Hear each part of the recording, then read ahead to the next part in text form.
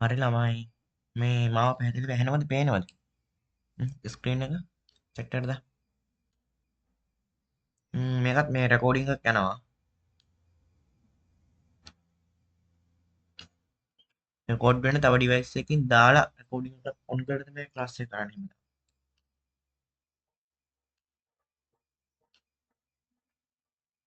හරි. පොඩ්ඩක් සවුන්ඩ් මදි.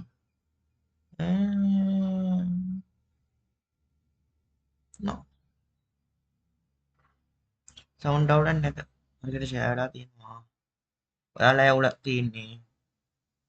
මොකක් හරි සද්දේ හරි අවුලක් තියෙනවා. ඔයාලා සවුන්ඩ් එක වැඩි කරන්න.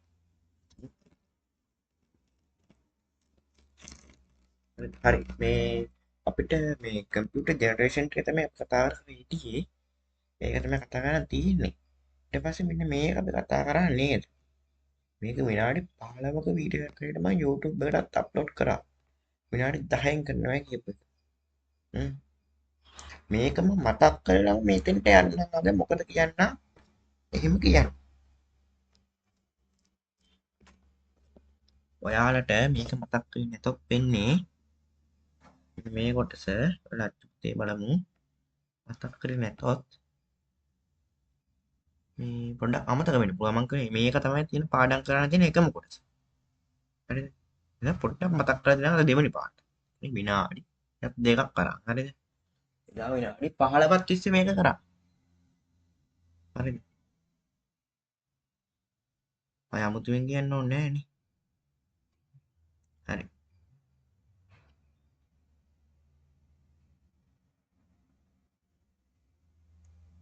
දැන් මේ වැඩේට යමු. පොඩක් ඉන්න. හරි හරි. මේ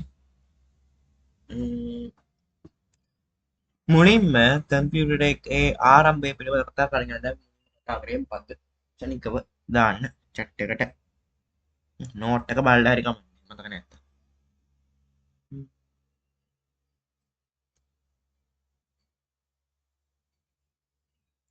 මීට අවුරුදු 5000කට පමණ කලින් හදපු ඇබකසේ කියන උපකරණය සම්බන්ධයෙන් අපි කතා කරා. ඊට පස්සේ මොකද්ද කරේ? ඔය ඇබකසේ පස්සේ බ්ලේස් පැස්කල් හදපු එඩිටින් මැෂින්. ඊට පස්සේ මම නම් ටික විතර කිය ගන්න. කරපුවා කියන්නේ නැතුව ඒක ඔයාලා නෝට් එක දීලා ඇති. නේද? එදා අපි ලස්සන නෝට් එක හයිලයිට් කරලා ඒක කරා. අද එහෙම මේ කතා කරොත් වෙලා යනවා. හරි. බ්ලේස් පැස්කල් ඉන්නේ. ඊට පස්සේ රොඩ්ෆිට් විල්හෙල්ම් එඩිටින් මැෂින් එකටම තමයි මොකද කරන්නේ? ඒක එකතු කිරීම අඩු කිරීම විතරයි කරන්න පුළුවන් උනේ ඒකේ. ඒකටම බෙදීම හා වැඩි කිරීම කියන කම්පොනන්ට් දෙකක් දාලා ඒවත් කරන්න පුළුවන් විදිහට හැදුවා. ඊට පස්සේ ජෝෂප් ජකුවා. හරිද? මොකද පංච් කාඩ් සිස්ටම් එක. ඔය පංච් කාඩ් එක සම්බන්ධයෙන් මම දැන් ඉස්සරහට කම්පියුටර් ජෙනරේෂන් පිළිබඳව කතා කරද්දී ආපහු කතා වෙනවා. ඊට පස්සේ චාල්ස් බැබේජ්. මොකද කරේ? Analytical engine. අයි අපි චාල්ස් බැබේජ්ට the father of a computer කියලා කියන්නේ. මං කිව්වා. මුලින්ම එයා හදපු ඇනලිටිකල් එන්ජින් කියන උපකරණයේ මුලින්ම input output and process and store ආදානය සකස් කිරීම ප්‍රතිදානය ආචරණය කියන සංකල්ප ටික තිබ්බේ පළවෙනි පාඩට ඒක. ඒකට එයා හදපු කම්පියුටර් එකට ප්‍රෝග්‍රෑම් එක ලිව්වේ කවුද? කවුද? ඇඩා. මම කතාවක් ලියන්න මේක ලස්සනට කියන්නේ.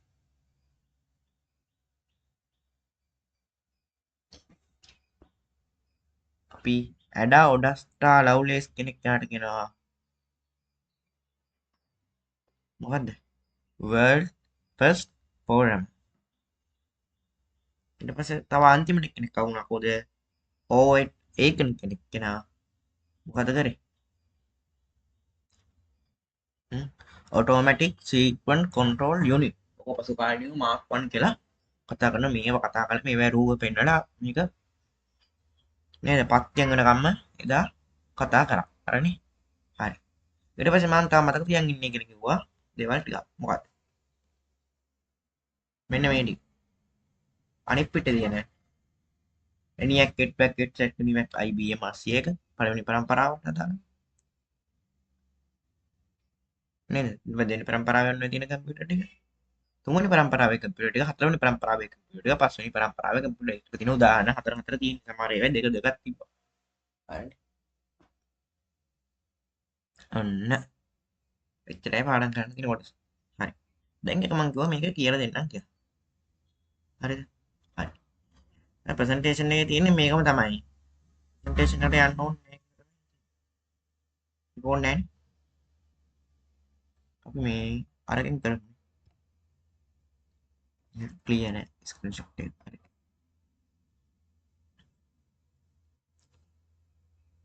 අපි යන්න ළමයි පළවෙනි පරම්පරාවට කම්පියුටර් ජෙනරේෂන් තියෙනවා 5. How many computer generations? 5. හරි. කම්පියුටර් ජෙනරේෂන් 5ක් තියෙනවා. ඔය කම්පියුටර් ජෙනරේෂන් 5 මෙන්න මේ ටික කීක මතක තියෙන්න ඕන. මතක තියෙන්නේ දැන් කියලා දෙනවා ඔලුවට මෙයා. හරිද? මම කියන ICT වල this is a practical subject. ඒක නිසා ප්‍රැක්ටිකල් විෂයත් තුල අටපාඩම් කරන්න අවශ්‍ය වෙන්නේ නැහැ. හරිද? ඒක නිසා මේ ටික එකින් එකට කියලා දෙන්න. හරිද? එකපාරට උඩ දාන්න වැඩේ කරන්න. හරිද? හරි. තේරෙන්නේ නැත්නම් තිබ්බොත් ඔයාලට පුළුවන් chat එකට දාන්න පුළුවන්. YouTube එකේ පස්සේ රෙකෝඩින් එක බලන කට්ටියට පුළුවන්. එතන chat එකට දාන්න පුළුවන්. අලුතෙන් පන්තිල කවුරුද සම්බන්ධ වෙනව නම් මම ෆෝන් නම්බර් එක දාන්නම්. එතන මේක දැම්මනේ. අමේදී මේ නම්බරයට කෝල් එකක් දීලා ඔයාලයි මොනවා හරි ඒක ගන්නේ ICT සබ්ජෙක්ට් එක සම්බන්ධයෙන් තියෙන මොනවා හරි ප්‍රශ්න තියෙනවා අනිවාර්යෙන් දාන්න ක්ලියර් කරලා දෙන්න. මම පුළුවන් වෙලාවක බලලා ඒ ටික ඔයාලට හදලා දෙන්න. ඊට පස්සේ ඔයාලට තියෙනවා රෙකෝඩින් ඕන නම් වයි කරන්න පුළුවන්. ඔය නම්බර් එකට මෙසේජ් එකක් දාලා ඔයාලට වෙන්න ඕන මොකද්ද කියලා ICT සබ්ජෙක්ට් එකෙන් තුන හැම පාඩමක්ම රෙකෝඩින් තියෙනවා. ළමයට කරපු ඒ පාඩම් වල රෙකෝඩින් තියෙනවා. ඉතාලම සුළු මුදලකට ඔයාලට ඒව දෙන්නත් පුළුවන්. හරිද? මේ හරි. අද අපි මේ මාතෘකාව සම්පූර්ණයෙන් ඉවර කරනවා. හරිද? කියන්නේ මේ ටික ඉවර අර ටික ඉවර කරාම ඉවරයි. හරි. පියන් පළමු පරම්පරාවට ඔයා දැකලා තියෙද? දැකලා තියෙද නෙමෙයි දැකලා තියෙන්න ඕන. කොකාකෝලා බෝද?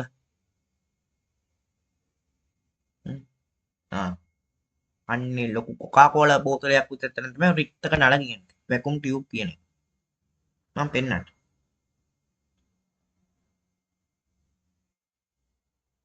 මේරි. තියෙන වැකුම් එක සයිස් එකක් තියෙනවා මේ. බලන්න.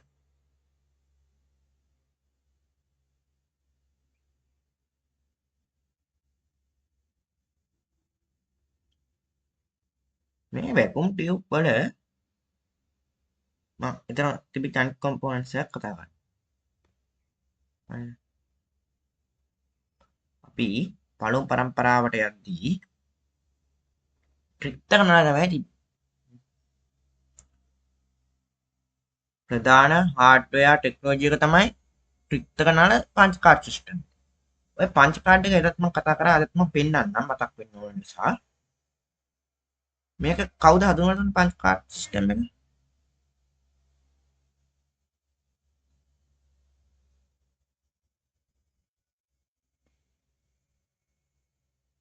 කවුද?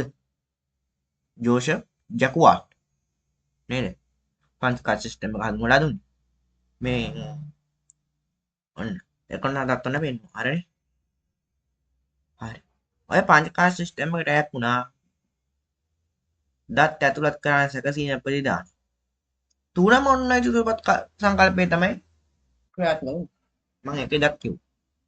input output process and storage මේ හතරම මෙන්න මේ පංච පාර්ට් සිස්ටම් එක තුල තිබ්බා.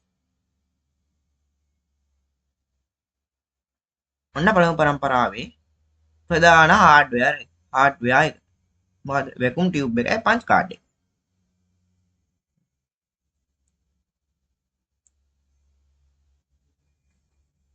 ළමයි මේ ක්‍රිප්ත කඩාල එහෙම වැඩ කරද්දී අධික තාපයක් නිර්මාණය වෙනවා.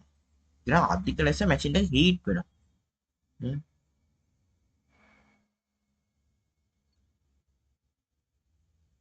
මැෂින් එක හීට් වෙනවා කියලා කියන අනිත් පැත්තට තියෙන කාර්යක්ෂමතාවය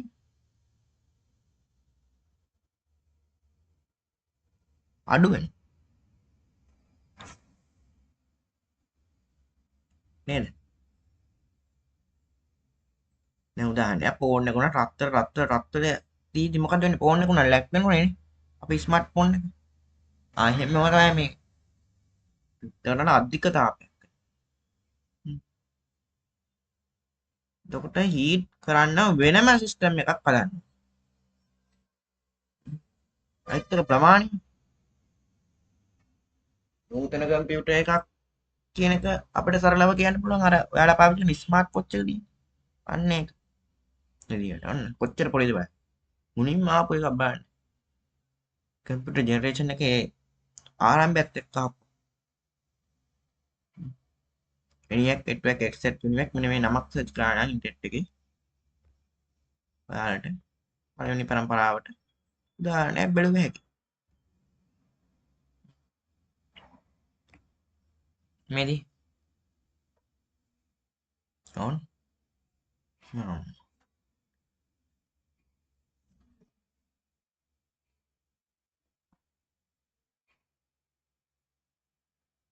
ඔන්න සයිස් එක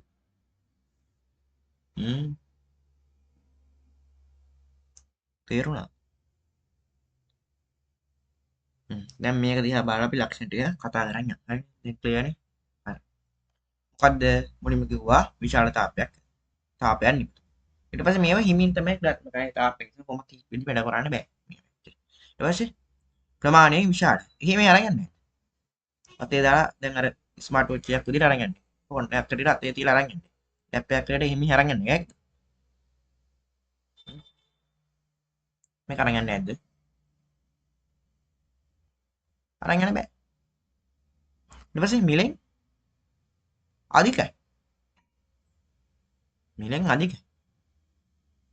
විශාල ඉඩ ප්‍රමාණය වැය වෙන. ලැප් එක ගන්නම් ෆෝන් එක ගන්නම් මේක උඩින් තියන්නේ. මේක මොකක් උඩින් තියන්නේ? වෙනම නිකන් හෝල් එකක් විතර ඕන වෙන සයිස් එකක් තියෙන්නේ. ඊට පස්සේ අනිත් එක තමයි මේවට මෙහෙම තියෙද්දි මොකෝ වෙන්නේ? විදුලිය විශාල වශයෙන් වැය වෙනවා. හරි. අධික තාපයක් හදනවා ක්‍රියාත්මක වෙන්නේ. අනිත් විශාලයි.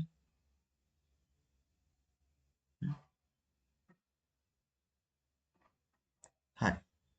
ENIAC network set UNIVAC IBM 801 තමයි උදාහරණ. අර එහෙම කියන්නේ සෙට් එකකට කියන්නේ එතන මතකයි. දැන් මට නම් මතේ තියෙන්නේ එහෙමයි. හරිද? හරි. ඊට පස්සේ අපි යනවා දෙවන පරම්පරාවට. දෙවන පරම්පරාව. මේකේ මේ අපි සොෆ්ට්වෙයාර් එක කතා කරන්නේ නේ. හරි. මේ පළවෙනි පරම්පරාවේ අමතක වෙච්ච වැඩේ තමයි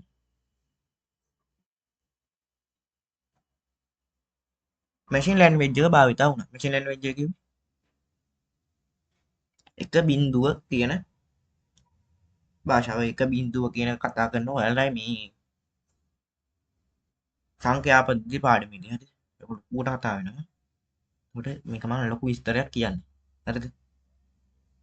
යන්ත්‍ර භාෂාව භාවිත වෙනවා. ඒ කියන්නේ සරලව කිව්වොත් එක කියලා කියන්නේ ආදානයක් අපි යවන්න එක කියලා භාවිත කරලා බිඳුව කියලා කියන්නේ නොලැබීම කියලා සලකන්න පුළුවන්. එක ලැබීම දෙක නොලැබීම. ඒ කියන්නේ බිඳුව නොලැබීම. එක බිඳුවනේ යන්නේ. ඊට පස්සේ මේක assembly language එක භාවිත කරලා තියෙනවා. stop program concept ආචරණය කරන ලද ක්‍රම ලේඛන සංකල්ප. ක්‍රම ලේඛන ලියුවෙත් පංච කාඩ් වල. ඒක ස්ටෝර් කරේ පංච කාඩ් වල. එළියට දුන්නේ අන්නරම පංච කාඩ් එක කොටලා තමයි ඒ output එක හම්බ වුනේ. මම පංච කාඩ් එක පෙන්නුවේනේ. හරි. දැන් යනවා දෙවෙනි පාඩම. හරි. දැන් මේක නම් කියන් යන්නේ. පළවෙනි එක. ඉවරයි. කතා කරන්න. මේ පළවෙනි එක මෙච්චර කරාම දෙවෙනි ටික මට කරන් යන්න පුළුවන්. හරි. දෙවෙනි පරම්පරාවට ආවට පස්සේ දෙවෙනි පරම්පරාව තියෙනවා transistors.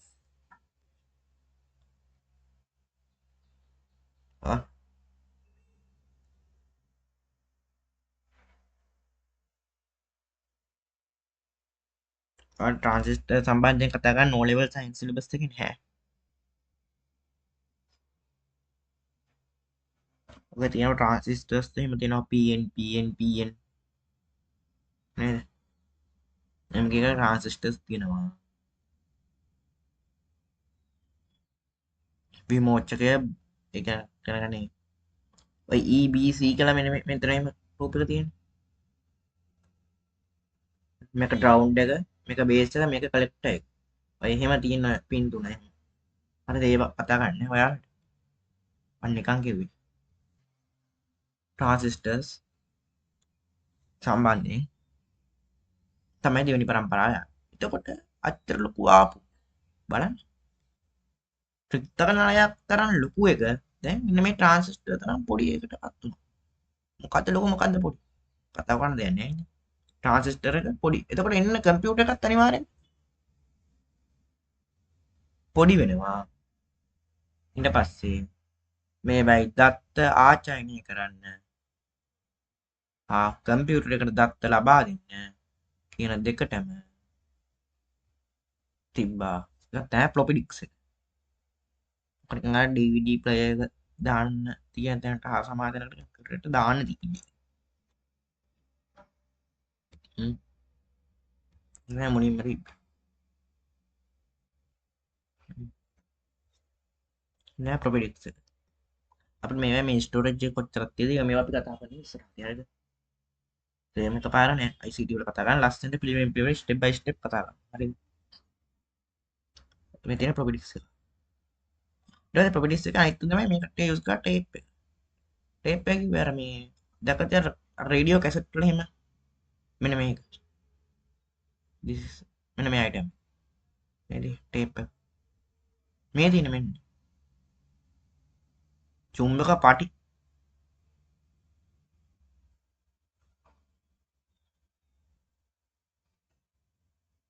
දැන් මොනවද තියෙන්නේ? දැන් ඉන්පුට් එක දැම්මට පස්සේ අවුට්පුට් එක මේකේ ලියලා අපිට අවුට්පුට් එක අපිට හම්බ වෙනවා. ඉන්පුට් අවුට්පුට් එක එතකොට අපිට ලැබෙන අවුට්පුට් එක අවුට්පුට් එක මොකක් කරන්න පුළුවන්ද? ස්ටෝර් කරන්න පුළුවන්. ඔන්න මේකෙත් input output process and store කියන මෙතඩ් ටික තිබ්බා. එතකොට මේකෙන් ආපු කම්පියුටර් මොකද්ද? දැන් හිතලා කියන්න. පළවෙනි පරම්පරාවට සාපේක්ෂව කියන්නේ මිලෙන් අනිවාර්යෙන් අඩු වෙන්න ඕනේ. මේ පොඩි පොඩි අයිටම් ටිකක් තියෙනවා. මිලෙන් අඩුයි. හරියට හරි විදුලි පරිභෝජනය අඩුයි. හිතලා කියන්න. ඕනම දේ ප්‍රමාණයෙන් කුඩායි. හැබැයි මේක එහා මෙහා අරගෙන පුළුවන්ද? එහා මෙහා අරගෙන බෑ. එහා මෙහා අරගෙන බෑ. මේ බලන්න. මේක ඔයාලට සර්ච් කරොත් තේරෙවි ඒක එහා මෙහා අරගෙන පුළුවන්ද?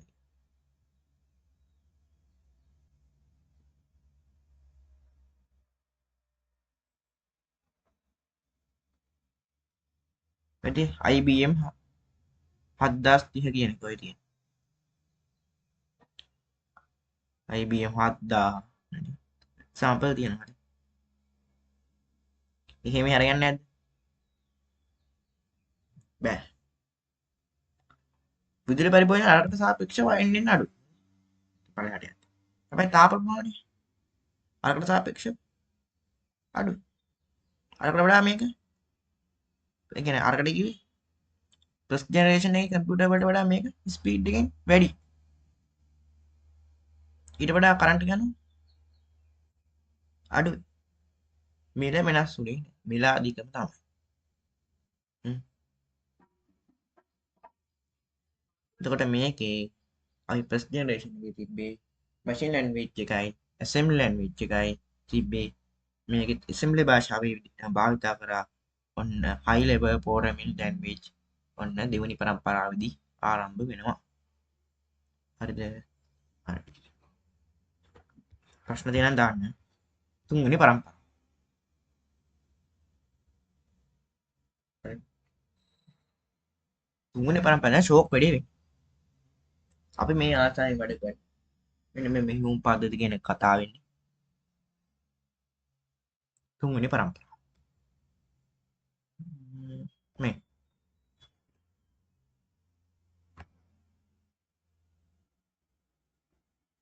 මොකද්ද? IC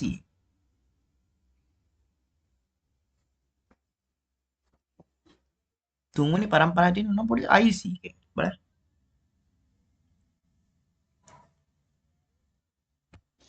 IC ඔයාලට IC සම්බන්ධයෙන් කතා කරන්න තියෙනවා. ඒ ලෙවල් ICT වල නම් තියෙනවා. ඔය මේ තාර්කික දාර පාඩමේ අවුට්පුට් එහෙම හදද්දි මේක භාවිතා කරලා කොහොමද හදන්නේ කියලා. හරිද? මේක සම්බන්ධයෙන් මම IC එකක් කියලා කියන්නේ මොකද්ද? එහෙම කතා කරන්න යන්නේ නැහැ.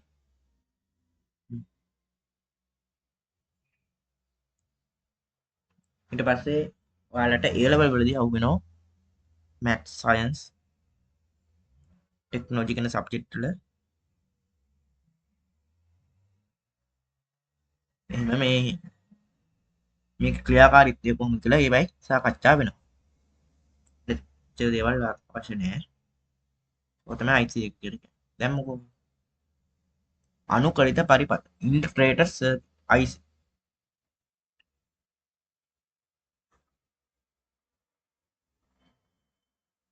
IC එක පාවිච්චි කරලා තියෙනවා. ඊට පස්සේ හાર્ඩ් කම්පියුටර් හાર્ඩ් භාවිතා කරලා තියෙනවා.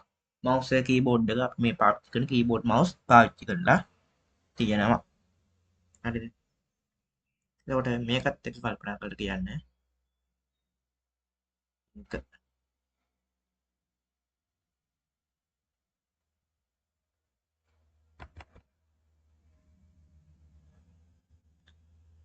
මම එක්සාම්පල් එකකට උදාහරණයක් වෙන්න PDP-8 කියන එක. බලමු ෆොටෝ එකක් තියෙද කියලා. මේක දිහා බලන්න. මේක එහෙම අරගෙන පුළුවන්. එහෙම අරගෙන බෑ. අරකට වඩා තව එන්න කුඩා වෙලා තියෙනවා. කම්පියුටර් එක එන්න කුඩා වෙලා තියෙනවා. ප්‍රමාණය කුඩා වෙලා තියෙනවා. ප්‍රමාණය කුඩා වෙලා අඩු විදුලි පරිභෝජනයක් තියෙන්නේ. අඩු විදුලි පරිභෝජනයක් කියලා කියන්නේ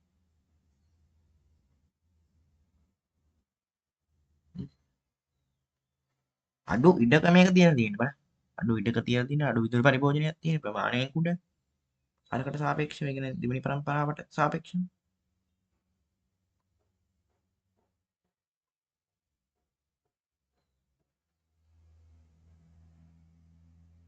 තාම මිල මිල මිල වෙනස් වුණේ නෑ. මිල අධිකම තමයි. තාමත් මිල අධික. අඩු තාප ප්‍රමාණයක් තමයි මේකට වැය. මේකෙදී අර අපි දෙවනි පරම්පරාවේ පාවිච්චි කරපු ප්‍රෝග්‍රෑම් ලැන්ග්වේජ් එක තවදුරටත් දියුණු වීමක් සිද්ධ වෙනවා. හයි ලෙවල් කම්පියුටර් ලැන්ග්වේජ් භාවිතා කරනවා. හරිද? තුන්වෙනි පරම්පරාව. හරි. ඔන්න ඔයාලා දන්න කියන. මෙතන මේ තුන්වෙනි පරම්පරාවේ මෙහෙම පද්ධතිය බිහිවෙද්දී OS එක බිහිවෙද්දී චිත්‍රක පරිශීලක අතුරු මුහුණක් සහිත මෙන්න මෙහෙම එකක් බිහි වුණේ නැහැ. දැන් මේක දැක්කම ආසයි. චිත්‍රක පරිශීලක අතුරු මුහුණක් කියනවා තියෙන්නේ. මේකට කියන. ඔයාලට මේ සම්බන්ධයෙන් කතා කරන්න. ඔයාලයි OS පාඩම. මොකක්ද චිත්‍ර පරිශීලක අතුරු මුහුණක් කියන්නේ?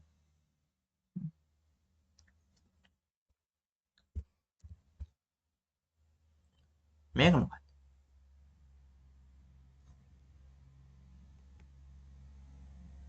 මේක කමාන්ඩ් ලයින් ඉන්ටර්ෆේස් එක.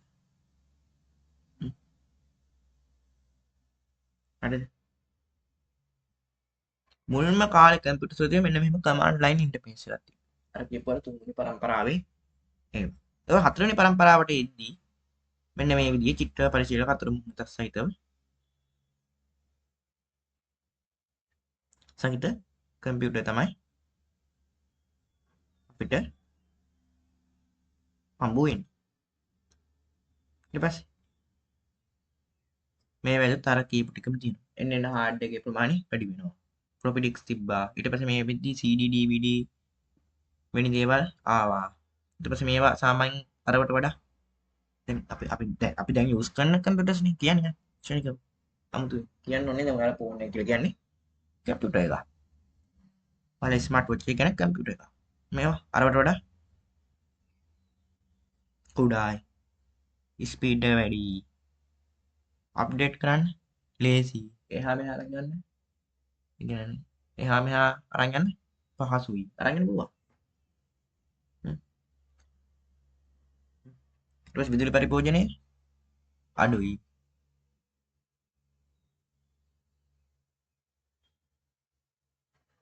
මේකේ කියන්න මොන මූලික දේ තමයි මේක තිබ්බේ තුන්වෙනි පරම්පරාවේ අනුකලිත පරිපතනේ තිබ්බේ. මේකේ අනුකලිත පරිපත හතරවෙනි පරම්පරාවේදී විශාල ප්‍රමාණයක් තිබ්බා. ඒක මෙහෙම කියලා දෙනවා විශාල ප්‍රමාණයක් අනුකලිත පරිපත කියලා. large scale integrated circuit. ඊට පස්සේ පොයිසර් එකක් තිබ්බා. ඔය අපි කතා කරන්නේ i3 i5 i9 ඊට Pentium series එකදී Pentium 4 ඊට පස්සේ දැන් තියෙන Ryzen එක නේද ඉස්සරහ තිබ්බා. කියන්නේ ඒවා අපිට කතා කරන්න පුළුවන් නෝද? මයික්‍රෝ ප්‍රොසෙසර්ස් තියෙන කම්පියුටර් ආවේ හතරවෙනි පරම්පරාවේදී. හරිද? ඊපස්සේ පස්වෙනි පරම්පරාවේ තමයි අර තියෙන ප්‍රමාණයට වඩා තව වැඩි ප්‍රයෝගයක් තියෙනවා. අධික ප්‍රමාණයක් අනුගත පරිපථ සංඛ්‍යාවක් තියෙන විශාලත්වයෙන් වැඩි ධාරිතා තියෙන දැන් SSD එහෙම තියෙන්නේ මොනවද තියෙන්නේ 1TB 2TB 5TB ඔහොම ඉස්සරහට කම තියෙනවා. ඊට පස්සේ ඉන්ටරැක්ටර් කියන එක ඉන්නේ ඔය පස්වෙනි පරම්පරාවේදී 1986 ඉඳන් මේ දක්වා තමයි ඔය පස්වෙනි පරම්පරාව කියන එක පැවතන් එන්නේ. ඊට පස්සේ AI කියන එක. ඊට පස්සේ character recognize කියන අකුරු නේද? හඳුනන් කම්පියුටර් වැඩ කරන්නේ පස්වෙනි පරම්පරාවේදී. ඊට පස්සේ තවදුරටත් එද්දි මේ චිත්‍රක පරිශීලක අතර මුහුණත කියන එක වැඩි දියුණු වෙලා තියෙන තව ටිකක් යූසර් ෆ්‍රෙන්ඩ්ලි වෙලා තියෙන එක. නේද? ඊට පස්සේ අකුරු ලියන්න පුළුවන් අත්තපු වෙනි දේවල් කියවන්න පුළුවන්කම තියෙනවා. අර කීප ටික හැම තියෙන එහා මෙහා අරන් යන්න පුළුවන් අඩු විදුලි පරිභෝජනයක් තියෙන විදිහට අඩු ප්‍රමාණය පහසු නැරත්තු කටයුතු පහසුවෙන් කරන්න පුළුවන් නේද? කැලක් පිටුණා දාන්න පුළුවන්. අය ලෝකෙ වටේ හොය යන්න ඕනේ. බඩු තියෙනවා. විශ්වාසවත් භාවය හා කාර්යක්ෂමතාවය තියෙන. ඔන්න උදාහරණ ඔයාලට දීලා තියෙනවා. අපි මේ විදිහ දැන් ඉන්නේ මොන පරම්පරාවේද? පස්වෙනි පරම්පරාව. හරි. පොඩි ප්‍රශ්න කිහිපයක් අහලා මේ වැඩේ ඉවර කරන්නම්. කියන්නම් කට්ටිය හැමෝම. පළවෙනි පරම්පරාවේ කම්පියුටර්ස් වල මොනවද තියෙන්නේ? හරි පොපේ.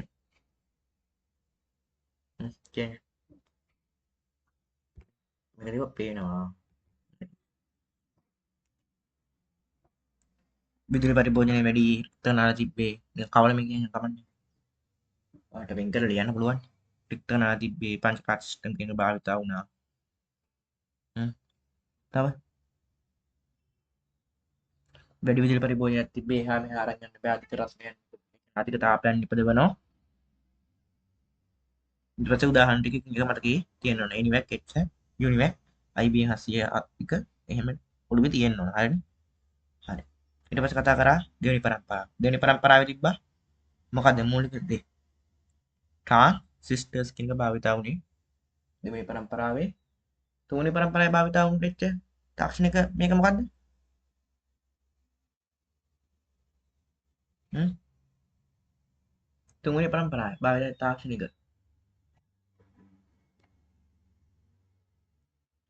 ඔයාලා නෝට් එකේ තියෙන ප්‍රධාන දුරාන්ත තාක්ෂණික මොකද්ද භාවිතා වුනේ? IC keyboard mouse ඊට පස්සේ හතරවෙනි පරම්පරාවට යද්දී විශාල ප්‍රමාණයේ very large scale කියලා අපි කියනවා. ඊට පස්සේ පස්වෙනි පරම්පරාවට යද්දී අති විශාල ප්‍රමාණයේ ultra large scale කියලා කියනවා. ඒවයි IC භාවිතා වුණා. ඊට පස්සේ කෘත්‍රිම බුද්ධිය කියන කාවේ පස්වෙනි පරම්පරාවේදී චිත්‍රපට ශිල්ප අතු මුණතක් ආවේ කීවෙනි පරම්පරාවේද?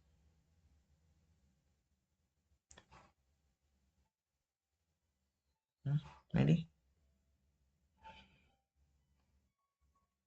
G graphical user interface GUI හතරවෙනි පරම්පරාවේදී ආවේ. ඊට පස්සේ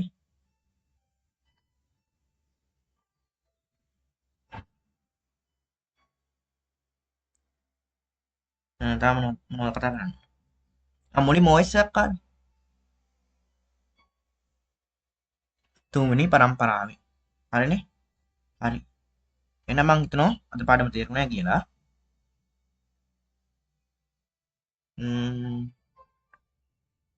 ප්‍රශ්න තියෙනවා ඔයාලා WhatsApp group එකට හරි මොකට හරි දාලා තියන්න. අපි නම් පාඩම ඉතින් ඉවර කරමු. හරිනේ? හරි. පන්ති වලට සම්බන්ධ වෙන්න ඕන කට්ටිය මෙන්න මෙතන නම්බරේ තියෙනවා. මේකට මැසේජ් එකක් දාලා තියන්න. හරිද?